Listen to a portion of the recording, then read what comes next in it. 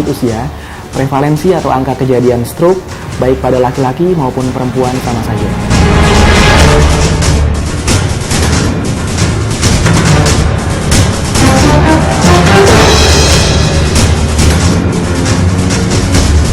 Lu banyak dicerita saat musim hujan, mitos atau fakta? Ya karena binatang-binatang itu ya senang lingkungan sini.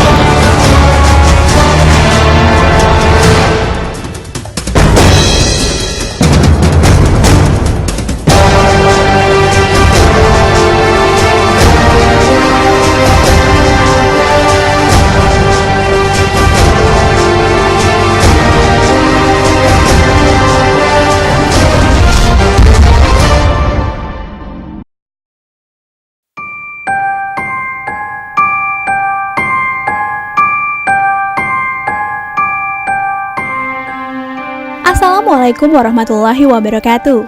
Pemirsa mitos atau fakta, kesadaran adalah pengetahuan penuh atas diri, lokasi, dan waktu.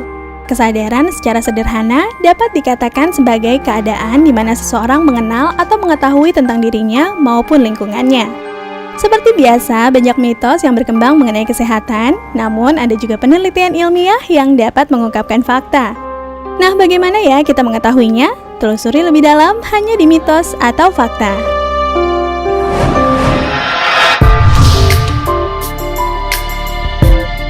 Penurunan kesadaran adalah keadaan di mana penderita tidak sadar dalam arti tidak terjaga ataupun tidak terbangun secara utuh, sehingga tidak mampu memberikan respon yang normal terhadap stimulus. Penurunan kesadaran merupakan kasus gawat darurat yang sering dijumpai dalam praktek sehari-hari. Salah satunya adalah pingsan.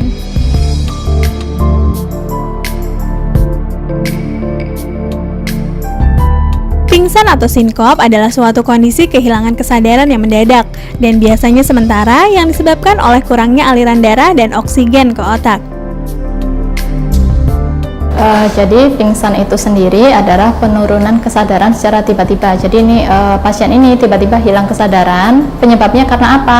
Karena pasokan darah ke otak itu berkurang. Pasokan darah yang ke otak yang berkurang ini menyebabkan oksigen ini terhambat untuk masuk ke otak. Karena otak ini kekurangan oksigen, tiba-tiba jadi pasien ini langsung tidak sadar. Gejala pertama yang dirasakan oleh seseorang sebelum pingsan adalah rasa pusing, berkurangnya penglihatan, tinnitus, dan rasa yang panas. Selanjutnya, penglihatan akan menjadi gelap dan ia akan jatuh atau terkulai. Jika orang tersebut tidak dapat berganti posisi menjadi hampir horizontal, ia dapat mati karena efek trauma suspensi. Pingsan berawal dari kecenderungan terkumpulnya sebagian darah dalam pembuluh vena bawah akibat gravitasi bumi. Hal itu menyebabkan jumlah darah yang kembali ke jantung berkurang sehingga curah darah ke jantung dan tekanan darah sistoliknya menurun.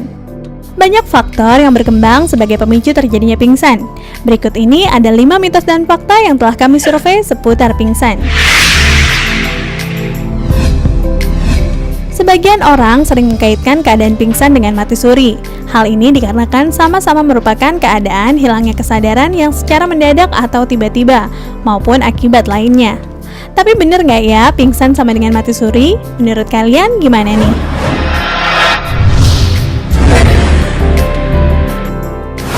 Fakta. Fakta kenapa?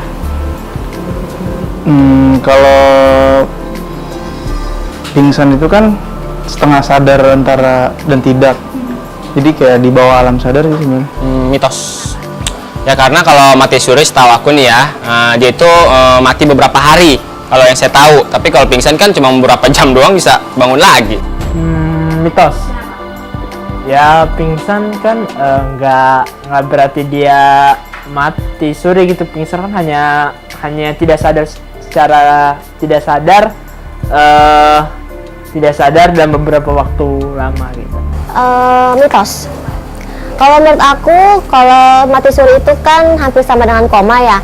Kalau misalkan pingsan itu sifatnya hanya sementara dan jangka waktunya pun nggak lama, bisa cepat bangun lah gitu. Pingsan itu sendiri penyebabnya macam-macam, bisa dari jantung, bisa dari bukan jantung. Kalau yang dari jantung ya karena jantungnya ini yang bekerjanya kurang baik. Tapi kalau yang dari bukan jantung ini yang sebagian besar dialami oleh masyarakat kita.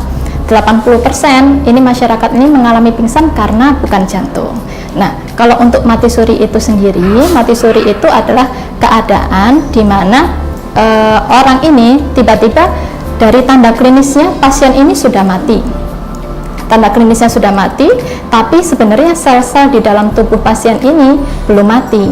Jadi tiba-tiba pada saat suatu dokter atau seseorang mendiagnosa pasien ini, oh pasiennya sudah mati, tapi ternyata tiba-tiba beberapa menit kemudian atau 1 jam kemudian pasien ini bisa bangun kembali. Itu yang biasanya orang bilang itu mati suri, dan itu berbeda dengan pingsan. Jadi pingsan dan mati suri ini adalah sebuah mitos.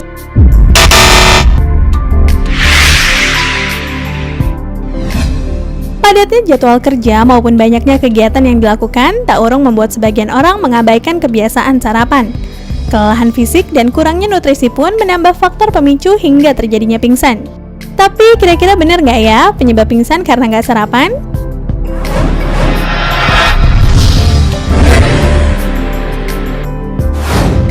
Fakta. Karena emang kalau makan pagi nih itu lebih baik karena biar ada energi yang masuk dalam tubuh kita. Kalau kebanyakan kan anak zaman sekarang kan entar dulu makan, jadi dan tahan tubuh kita tuh nggak kuat menerima, jadi pingsan gitu. Enggak juga, tergantung orang ya. Maksudnya beda tahan tubuh manusia kan beda-beda kan sebenarnya masing-masing, tergantung orangnya juga sih. Fakta.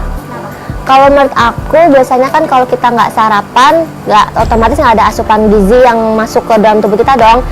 Otomatis juga kita pasti lemas. Jadi mungkin itu menjadi salah satu penyebab pingsan. Fakta. Ya karena kan sarapan itu kan untuk energi gitu kan. Jadi kalau misalnya nggak ada energinya ya pingsan. Penyebab pingsan, nah seperti yang saya bilang sebelumnya, pingsan ini kan banyak ya penyebabnya. Jadi bisa dia karena dari jantung, bisa karena bukan jantung. Mungkin yang orang bilang karena ini sarapan, itu dari yang bukan jantung ya. Dan itu memang mayoritas masyarakat kita pingsan ini karena bukan dari jantung. Karena sarapan, karena belum sarapan. Memang benar bisa ya, belum sarapan ini bisa menyebabkan pingsan. Karena apa? Biasanya karena pasien ini lapar, itu menyebabkan overstimulasi dari nervus vagus. Nervus vagus ini yang menyebabkan mengurangi aliran darah ke otak. Kenapa kok pasien ini lapar kok bisa pingsan ya? Karena itu tadi tiba-tiba aliran darah ke otak berkurang, pasokan oksigen ke otak berkurang, jadi tiba-tiba pasien ini langsung kehilangan kesadaran. Jadi kenapa orang bilang lapar itu bisa menyebabkan pingsan, dan itu adalah fakta.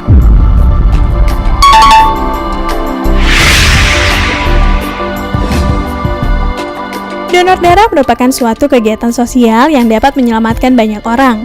Selain bermanfaat untuk orang lain, dengan mendonorkan darah secara rutin juga bermanfaat untuk menyehatkan jantung dan membersihkan darah Anda. Namun banyak isu yang berkembang sering melakukan donor darah dapat membuat Anda pingsan. Aduh, masa sih?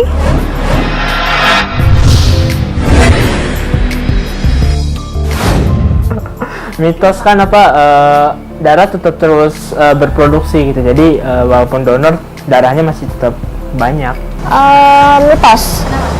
Kalau menurut aku sih, kalau misalnya orangnya sehat-sehat aja ya nggak bakalan pingsan setelah habis donor darah. Mitos.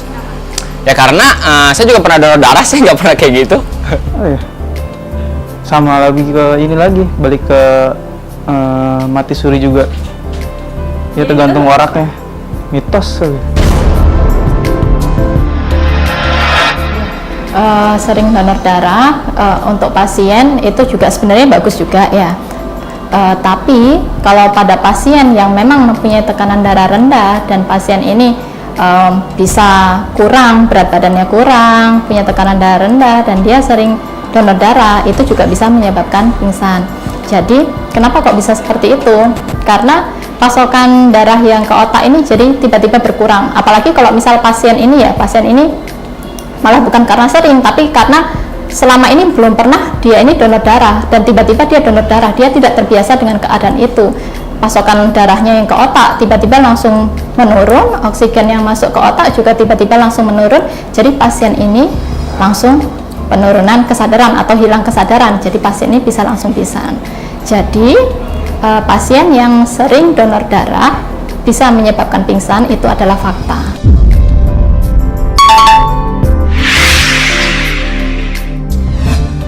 Pingsan merupakan hilangnya kesadaran akibat kekurangan darah yang mengalirkan oksigen ke otak dan rendahnya kandungan cairan yang terdapat dalam tubuh.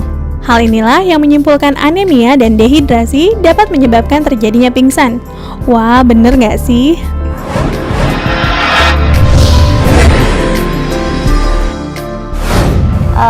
Fakta.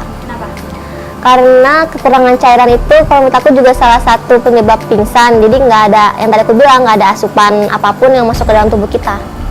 Fakta. Karena dehidrasi itu kan kekurangan itu ya, kekurangan udara. Anemia juga kekurangan darah. Jadi unsur dua-dua itu juga penting sih. Maksudnya bisa jadi penyebab buat jatuhnya pingsan. Fakta. Ya anemia kan kekurangan darah, berarti ya gejalanya pingsan. Fakta. Ya karena bisa apa ya? Saya bingung jawabnya. Ya kayak gitu pokoknya.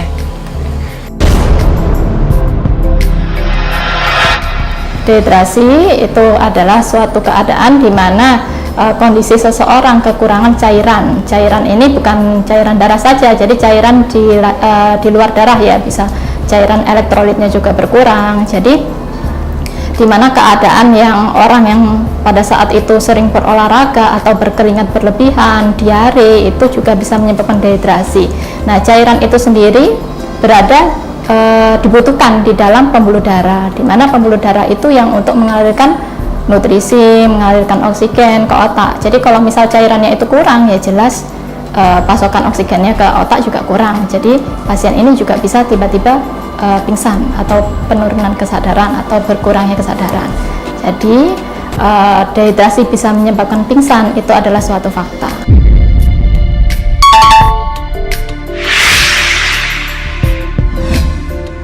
Banyak cara yang dilakukan untuk memberikan pertolongan pertama pada kejadian pingsan. Salah satunya dengan memberikan rangsangan berupa bau yang menyengat seperti minyak angin. Hal ini dipercaya karena rangsangan aroma yang kuat akan membantu menyadarkan orang pingsan. Hayo, mitos atau fakta ya?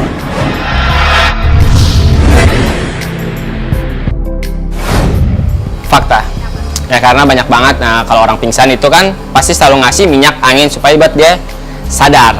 Itu aja. Fakta. Karena apa? Zat-zat yang ada itu bisa menstimulasi otak sadar kembali. Mitos. Orang pingsan juga bisa dibangunin dengan aroma yang mungkin yang lebih parah kali ya, kayak kaos kaki gitu, lebih dekil. Fakta. Kalau menurut aku banyak sih ke orang-orang yang udah mencoba itu dan hasilnya berhasil.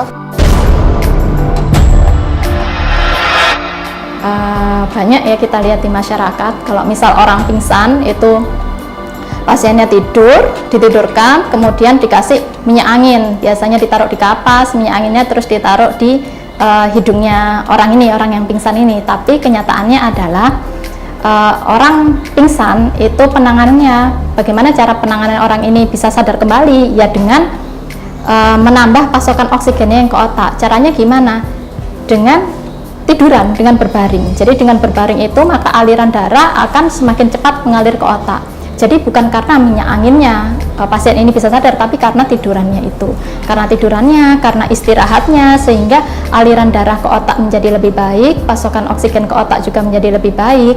Jadi yang beredar di masyarakat bahwa minyak angin dapat menyembuhkan orang yang sedang pingsan itu adalah mitos. Nah pemirsa, demikian mitos dan fakta mengenai pingsan kali ini. Tentunya pencegahan dapat kita lakukan dengan menyeimbangkan aktivitas tubuh dan asupan gizi yang sesuai. Selanjutnya ada manfaat tersembunyi dari binatang penghisap darah. Tunggu informasinya sesaat lagi hanya di mitos atau fakta.